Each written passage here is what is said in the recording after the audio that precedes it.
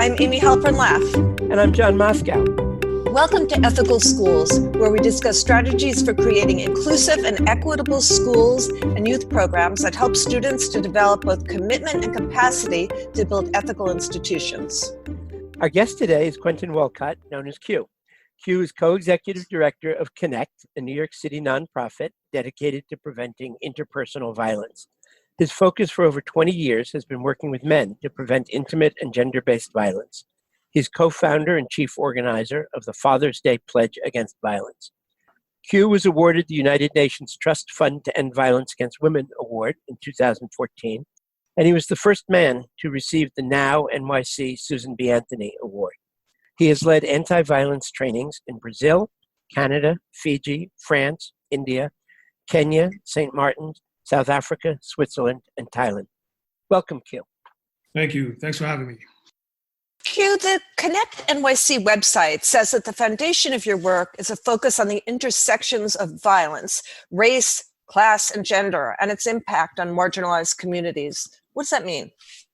That means our entry point into this conversation about preventing violence is through domestic violence, intimate partner violence. But actually, the reality is that people are just not experiencing intimate partner violence. They're experiencing systemic violence, they're experiencing violence in communities and many different forms and ways that kind of violence shows up in people's lives. So, when we first started Connect, we kind of did our, what we call guerrilla research with not a lot of money, and really going out to communities and asking people in front of laundromats, supermarkets, train stations, what are your issues around domestic violence specifically? And do you think it's an issue? Does your community deal with it? If they do, why do they engage in those services? If they do not, why not? So what we learned from doing our research initially was those street surveys, focus groups, other types of conversations with men, women, children, educators, health, people that are in the health services and communities. And the reality was that domestic violence was an issue. Some people did not go to use services because of fear of deportation, because of their immigration status. Poor relationships with the police, did not see the police as a means of getting help because of the relationships, police brutality, and what have you in communities, and many other issues. So what we did learn was that domestic violence was an issue, gun and gang violence was an issue, HIV and AIDS was an issue, and then kind of navigating systems was an issue for many people. So our approach is an intersectional approach, and really kind of making sure that domestic violence, which is primarily seen as a women's issue, is taken seriously as a crime and an issue in the city like other forms of crime.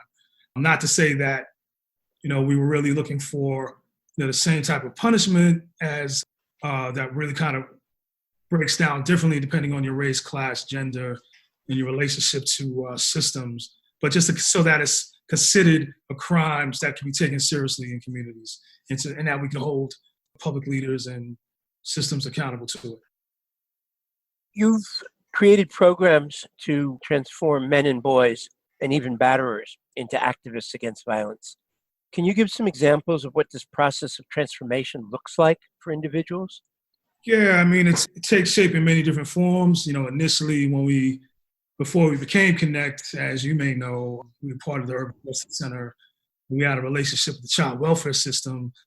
And what we learned was that abusive partners, primarily men, in these cases, 80 to 90% of the cases that are reported were men were abusing women and girls to some capacity, weren't being held accountable.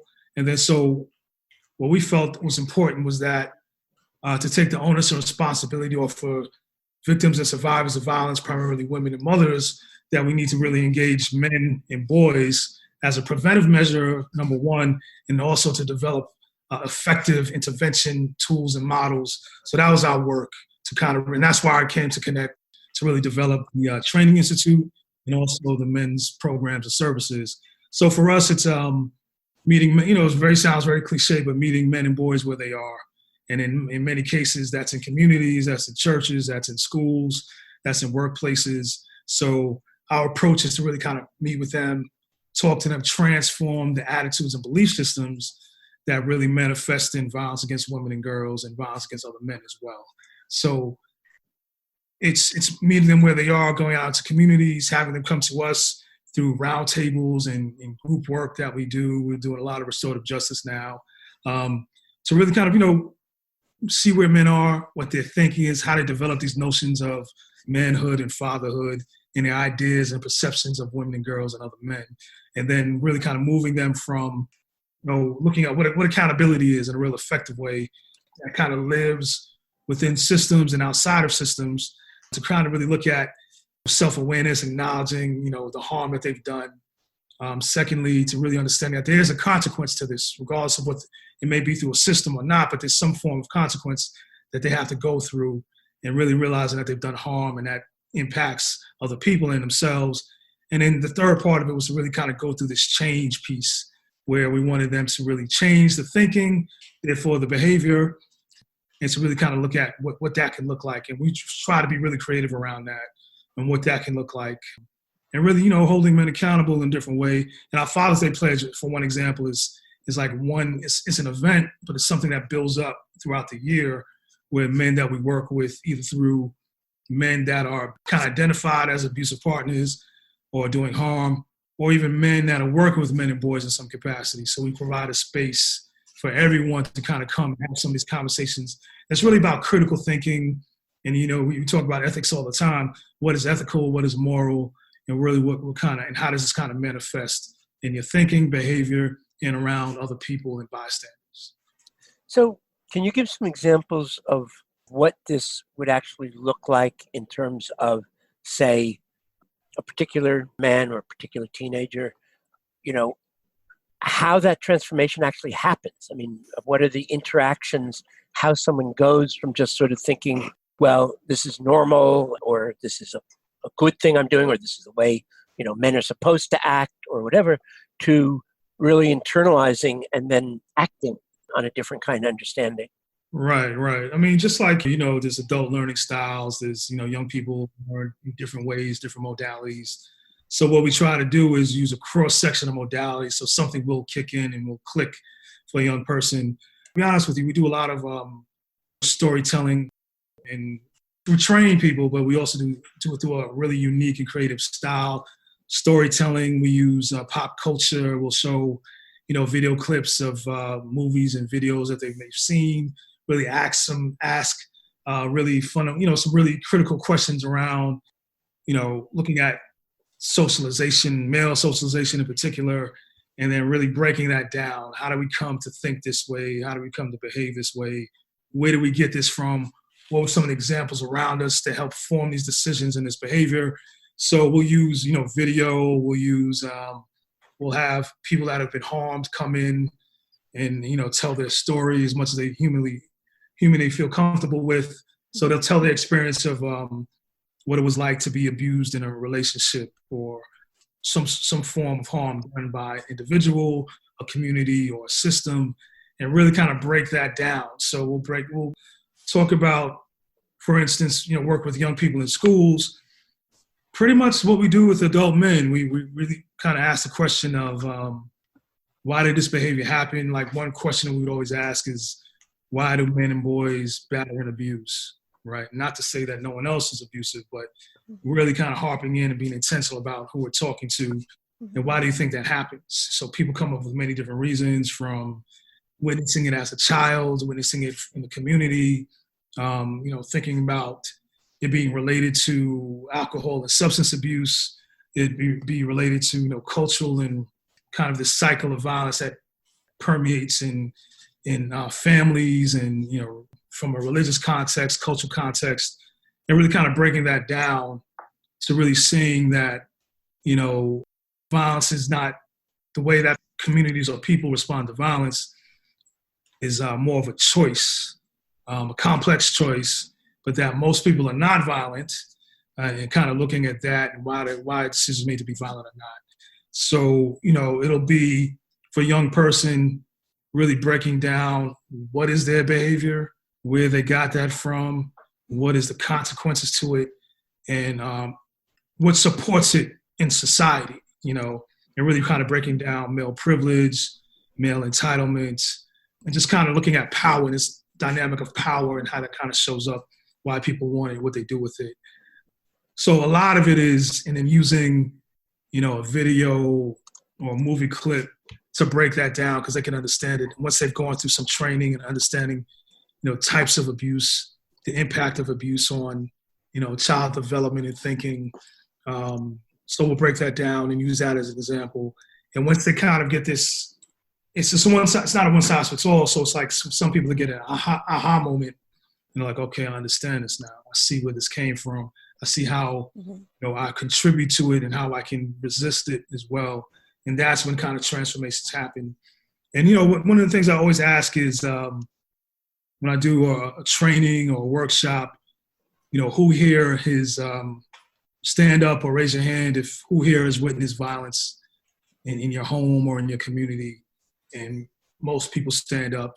And then I ask the question, who here has been harmed in some way? Some people stand up, and then I ask this question about who has done harm to someone else. Very few people want to admit or accountable to that at that point, but then some people do, and some people never took a seat when I ask those questions or never put their hand down. And all that means is to say that, particularly around domestic violence or inter-partner violence, it's not a private issue, it's a public issue. We've either seen it, we've been victim to it, or we've been responsible for doing harm to others. So it kind of, makes it a very public thing. And once we become public and we can tell our stories around it, we can get the help that we need without it being a taboo issue. So a lot of it is working on an individual level, working in relationships, like how it shows up in relationships, then how it shows up in communities. And then what are the systemic responses and what are the ways that we can get help around safety and transforming that behavior. Can you give us an example of what that aha moment looks like when a young man realizes that he's been an abuser and that there are consequences and that he wants to change?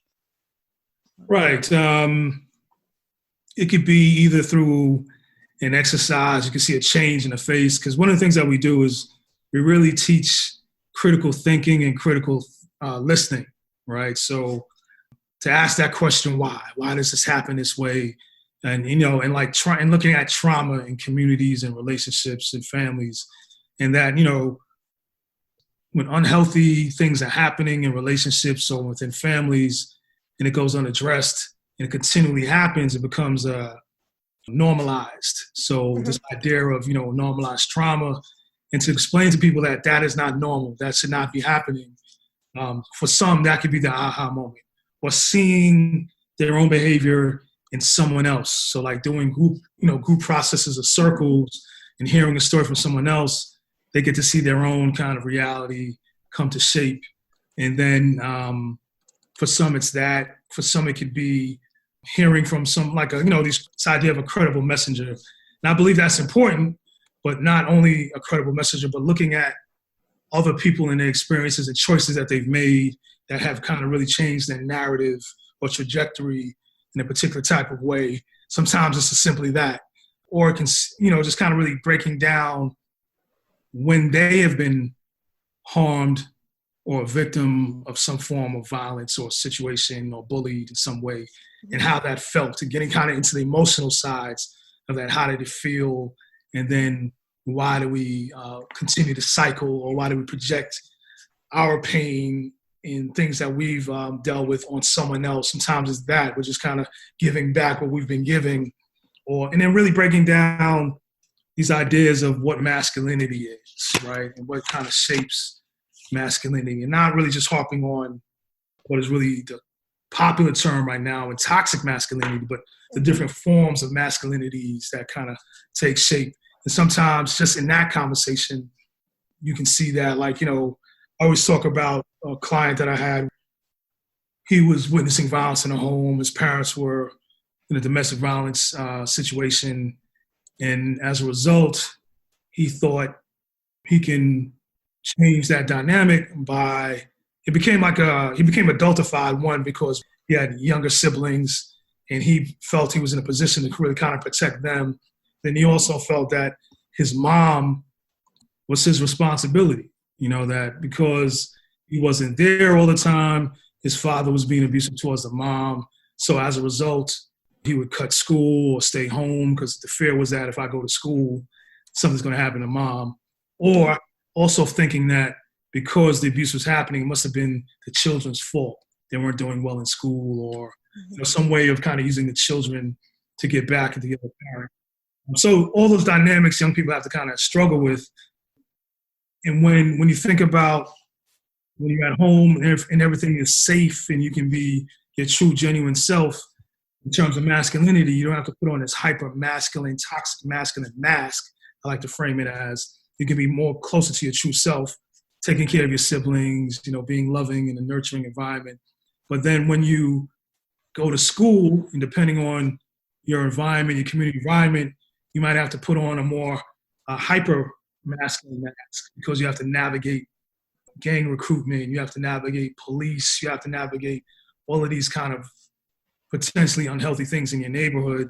So you're using your toxic masculinity as a defense rather than just using masculinity in a negative way just to be negative and controlling and powerful over someone else. You're using it as a protection to other forms of masculinity. So really kind of breaking down and discussing with someone what is their experience like, and then targeting in, what are the critical questions that we can ask them so they can kind of see and manifest in their own ability to see where they've done harm and how they can, approach it another way. But really, again, asking the question, why were those decisions made? Why did you decide to do that? And breaking that down. So you've been talking a lot about trauma, and there's been a lot of research on like the ACEs, the adverse childhood experiences, and that if people have more than a certain number of ACEs experiences, that they're more likely to be violent, let's say. And, that children who've been abused are more likely to be abusers in turn, or sometimes absolutely not. So it sounds as though what you're doing is working right on the edge of that. So how do you, it's just, I was an abused child. And at some point when I was thinking about having a family, I had to confront how was I not going to replicate that abuse. Mm-hmm. And it was really, for me, it was this very concrete, specific, and clear moment of, okay, if I'm not going to do that, then what am I going to do? And I'm just curious, how do you, deal with this issue of ACEs and the odds being against people being able to break free from that? I'm not asking the question very clearly. I get you. ACEs is a tool, one tool, because a lot of people that have experienced, abuse in their lives, they don't take the test, but it shows up anyway. So, it's a good indicator. It's an indicator. And it used to be specific statistics around children who have been abused or have witnessed violence in the home, and the likeliness that they would be either abusive or abused. A lot of people don't think about that part of it, that they would be abused in their adult relationships or teen relationships. So those are all indicators. And I think that, like, for example, and thanks for sharing that, John, the example of, Chris Brown and Rihanna's situation that came up, several years ago now. Chris Brown was a child witness to violence, right? In his mind, he said that he would not be abusive in his relationship. He learned martial arts and all these different types of things. But young people have to learn how not to be violent. You could say, I can make a decision not to, but if I don't have the tools or the support or even the ability to even express my feelings around this, because like survivors are silenced, but children are the voice of the voiceless, right? So if we're not tapping into them and really kind of seeing what is their explanation of what happened around them?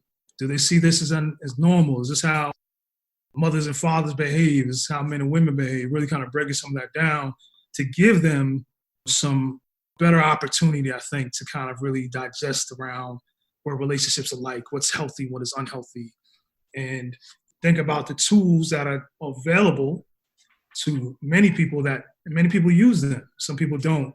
And other ways of dealing with conflict.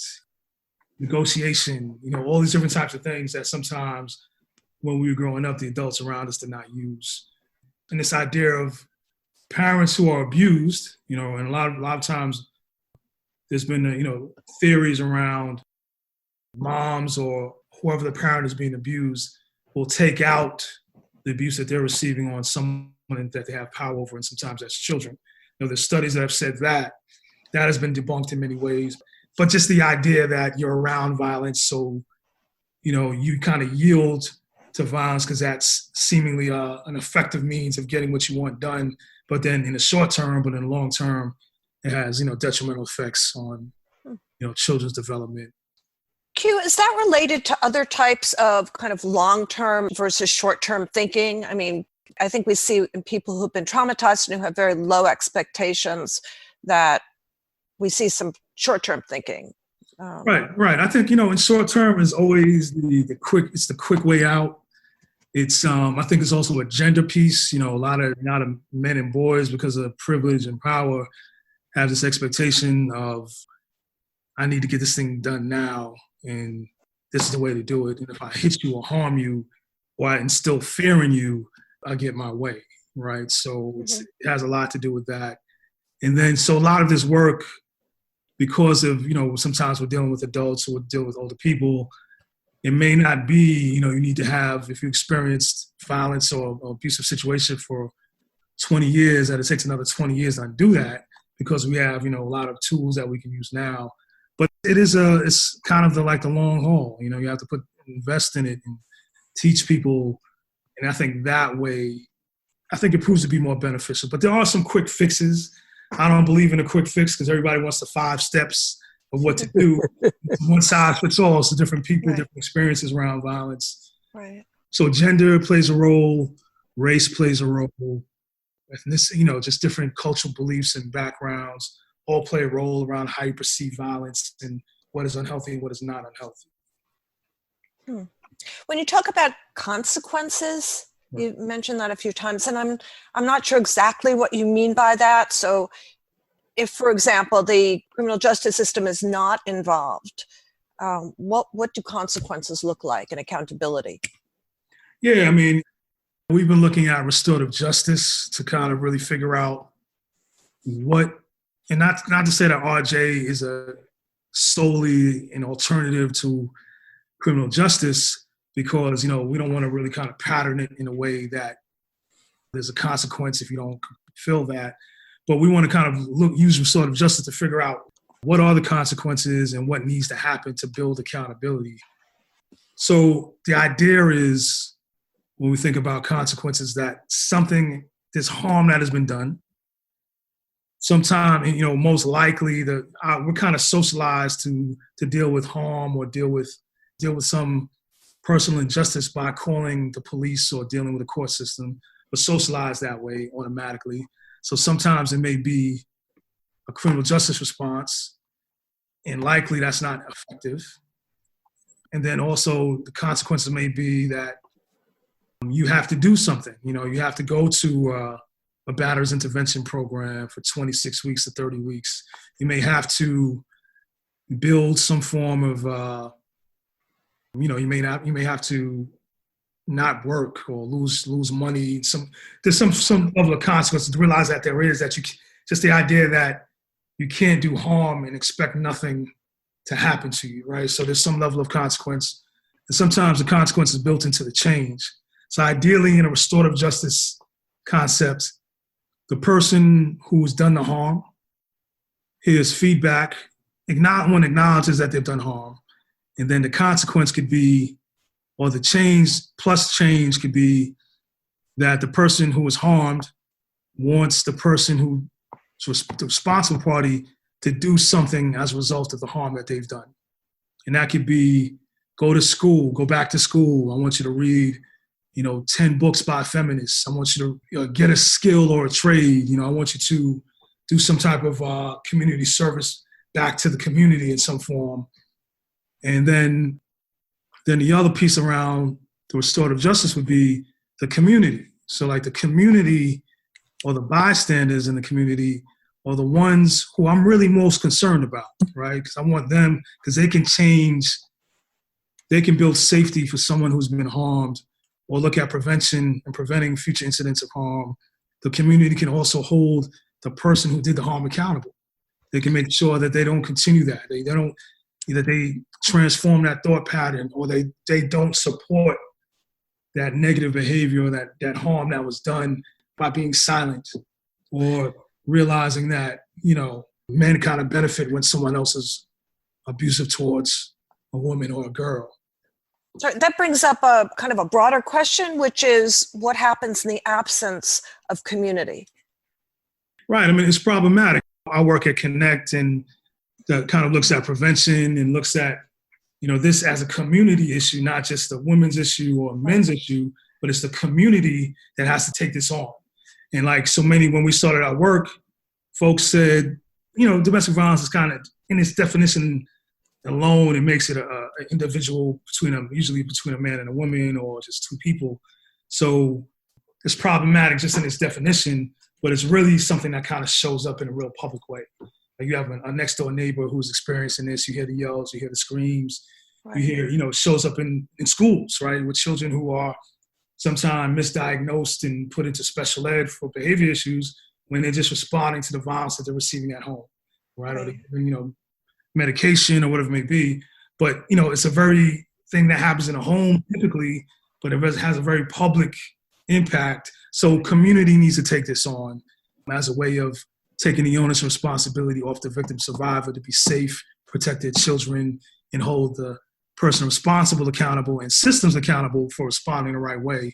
And then it can also play a role in holding the person who did the harm accountable as well. So faith institutions were the ways that people wanted to go when we did our research. They didn't want to go to the police because of fear of deportation or sending the person doing harm, deporting them. So, we organize and we work with and do trainings with churches so they can kind of respond effectively to people that disclose they're being abusive in their congregations or in their faith communities. So there's so many things that the community can do to kind of alleviate and prevent this from even happening. Like talking to young men and young girls about what it means to be a man, what it means to be a woman, and kind of debunking some of this binary thinking about what a man and what a woman is, which can also help to create more healthy relationships. So those are just kind of some of the ways, and working with schools. And when we do work with schools, we just don't want to come in and work with a class for 45, 50 minutes. We want to work with them throughout the year. That same class. We don't only want to work with the young people in the class. We want to work with the administration. We want to work with the teachers. We want to work with the guidance counselors, the security guards. All of these people can either say violence against women and girls is acceptable by not responding or just kind of saying or behaving in the same way. Anywhere where there's young people who want to work with adults in their lives. And that way, for a comprehensive way of looking at this issue, the community can respond. And then also looking at domestic violence in relationship to gun and gang violence. Children who witness violence in a home are more apt to be involved with gun and gang violence. Children who, and like John mentioned, there's a greater chance, I won't even say what the statistics are because I don't think that's so important at this point, but there's a greater chance that someone who's been harmed or witnessed harm will be harmful when they are in positions to do so. So just really kind of, looking at the community, what they can do and where people can go, and not just have this conversation about intimate partner violence or domestic violence during October when it's Domestic Violence Awareness Month, but it's part of your community organizing work, it's part of your social justice work that this is a causational issue. So speaking of schools, if a school or an after-school program wants to actively start doing this work, and obviously, if you or Connect or the groups you're working with are available, they could partner with you. But if that's not an option, what would you recommend that they do? What are the essential elements of it? How would they start it? What should it look like? If they can, reach out to us directly, I would think to organically kind of really do this in a really effective way, I think is to have the people who are being impacted the most at the table from the very beginning, not as an add-on later, But like at the very beginning, if there's, young people or young girls who are being impacted by teen dating violence or violence at home, or young boys who are being harmed or, witnessing violence in the home as well, to kind of have them at the table, when you develop a program, see what's necessary and what's needed, and having the adults in that school ally with these young people. Because we don't want to replicate the power and the abuse that young people are kind of seeking help from by, controlling them in a way, just empowering them in a real sense of like, what do you think is going on, what's needed, and collectively you can develop programs in schools that are effective. Sometimes people don't have that type of resource, but definitely look at guidance counselors who may be hearing stories about children who are experiencing violence and it impacts their schooling or their behavior in school as a way of kind of teaming up with them and then getting people at the table first, like, what could this look like? Because a lot of times, John, you've helped us in the past develop some school programming, and sometimes the school is like, all right, you guys come in, we'll give you, quote unquote, all the troubled students, and then you go off and do something with them. We're able to impact change with them, but doesn't help if it's not a systemic change that's going on in the school environment. So those are the best case scenarios when the school is adopting this from A to Z. That's why when I say when we want to go into school, we don't just want to work with these students, teachers, guidance counselors, security guards, who's touching the lives of these young people, they need to be on board with this. So if a school is really, intent on doing that kind of cultural change within the school, how would that affect things like hiring and training? How do you embed that in the real fundamental things that happen in a school? If you can build it into your job description, or, you're looking for a guidance counselor or teacher to come on for that semester or that year, and building in that they have some type of experience or background, that's beautiful. But then also for those that are already there, having workshops done for staff development, bringing people in to kind of what are some of the signs to look for, what dynamics around domestic, and it's domestic violence, you can Google it, you see the definition, but the complexity part of it is, how does it kind of show up? What are the stories being told? What is the impact on people? And then, so having conversations and talking about that with school staff, and those things kind of change the school culture. And that's exactly what it is, a culture shift in schools, culture shift in communities around, how is violence and what does that look like? Because, there's likely, when it's domestic violence, other forms of violence happening as well.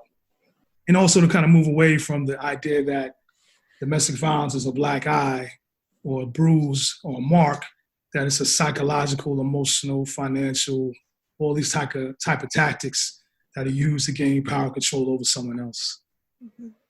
Well, this emphasis on culture and community seems to intersect with New York State's new culturally responsive sustaining education framework, the CRS. Have you seen examples where this affects interpersonal and gender-based violence? No, to be honest with you, I haven't seen it yet. I would have to check in with my staff that are, doing the school work. And to be honest with you, it's a struggle. Some of the schools that we work with, they don't even give us the access necessary to kind of really create a real enriched learning environment, and sometimes, I have staff that do workshops in the storage room. You got a full class in the storage room doing workshops around gender violence, and it's, so some of the schools have a long way to go. Some schools are really on top of it, welcoming and inviting this in, kind of really doing things that are more culturally responsible. But it's a struggle, I think it's a decadent system where that was really lacking. Some schools are more on top of it than others. And that's our approach. We want to approach this as a cultural change issue, but also it's a cultural issue, right? That domestic violence doesn't discriminate no matter what your background is, what country you come from, what religion you believe, or how you kind of live your day-to-day life. So it's really important to us to kind of look at the cultural aspects of this issue of, violence against women and girls, domestic violence, intimate partner violence, because it's also the systemic response to these issues, depending on your cultural background, your religious beliefs, your gender, your race, your sexual orientation, your identity, and all those different types of things, all kind of play a role in how people get help or not. It's interesting as you're talking about the resistance in schools, and I'm just thinking that this is a place where parents associations or student body groups or school leadership teams or community groups, when people are talking about the schools in the specific community and talking about a specific school and community-based organizations that are working with schools, it seems like it would be really useful for people to take this and make very specific demands on schools in terms of partly breaking down this idea, because it's not just around what you're talking about. It happens all the time in terms of when community groups are invited into schools, and sometimes it's just seen as, okay, now we have this program and we'll find a room for them, like you're saying. Maybe it'll be the storage room or maybe it'll be something else, but it doesn't really have anything to do with everything else that's going on in the school. Right. That's got to change.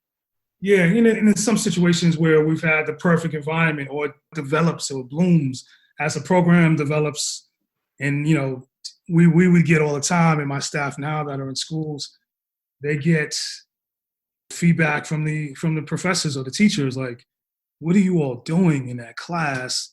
The student has showed up every day now. I've seen so much change in the student. So they want more. So we've done workshops with teachers where we give them some little tools and techniques of what we're doing in that classroom setting with their students about what works and what's effective. And they've seen change. Like this program, these little programs can really build from the ground up and transform a community, a school community, if they allow it to. Sometimes and I get it, schools are very overwhelming. They have a lot of issues they have to deal with on a day-to-day, but if they allow the space and time for this to happen, they'll see change. There was a school in the Bronx. I remember the first day we came in to start the program, this kid was running from the security guards or police, who I think they were police actually, as security guards in the school, and he was like dodging them. So he was in our program, and then he would cut class just to come to our program, which was like the 7th, 8th period, and then we were able to kind of work with him in a way. When he took his SATs, he scored the highest in his school, right? So he was just kind of one that kind of fell through the cracks, but with the right environment and right people around you and influences, you can really dig deep and sift through what was floating to the top and see that this young person is very capable and willing to learn and kind of dig into what's happening in his past. So I have actually, this is going back earlier in the conversation, but you talked about how talking about ethics is an integral part of what you're doing. What does that look like? I mean, how do you talk about ethics explicitly? I'm just curious what that looks like in practice. Yeah, we have to be very creative to kind of keep people's attention. So there's nothing that we kind of talk about explicitly or intentionally, again, through like this storytelling or posing a question, showing a clip, and really, having people break that down. What are they seeing? What seems correct? What seems incorrect? What's moral? What could be legal but doesn't feel right? It's kind of like an indirect way of having some of these deep, complex conversations. And we do that in schools and also with the men's work that we do here. I have a monthly roundtable, and we pose those kind of big questions and themes. And a lot of it is about ethics. It's about morality. It's about, what's legal on the books and how that kind of manifests in implementation for communities of color and men of color, women of color. So there's, we have really creative ways of getting to those conversations. Well, this has been great. Is there anything we haven't talked about that you'd like to add? Just to definitely, support Connect's work. We're a, New York City-wide nonprofit. We work in all 5 boroughs, we work in schools, we work in faith institutions. We do a lot of training. We have a training institute where we train people to do this work. So it's not just us. Communities can go take this work on. And then, this other thing that we do as the Father's Day Pledge Against Violence, we just completed our 10th year of doing that. I don't know if you know, John, now it's in 55 cities now. We started right here on the steps of City Hall, steps downtown. And, we're looking to bring it to Washington, D.C. lawn next year, or at the very least in 2021. Just kind of really, staying in touch with us and tapping into our communities. And we'll post your information on our website. Great. Yeah, and that you mentioned that Connect is specifically New York City, but a lot of our audience is outside New York City. And actually, we have an international audience as well. So any resources that you think would be useful to people here in New York City or elsewhere, we'll be happy to post. Right, and you can get in contact with me because I do work nationally and internationally as well. But, in terms of Connect's work within the 5 boroughs, but we're also looking at that as well. Our model can be replicated, and we're already in conversations with other cities about, how can we replicate our work in their cities. That's exciting. So thank you so much, Q, Quentin Walcott. Thank you, Amy. Thank you, John. And thank you, listeners, for joining us. We'd like to hear how you've incorporated ideas you've heard on our podcast or read on the Ethical Schools blog. Please email us at hosts@ethicalschools.org, hosts@ethicalschools.org. You can check out prior episodes and articles on our site. We also do professional development with schools and youth programs in the New York City area. You can contact us for details. We're on Facebook and Twitter at Ethical Schools and Instagram. And our editor and social media manager is Amanda Dente. Till next week.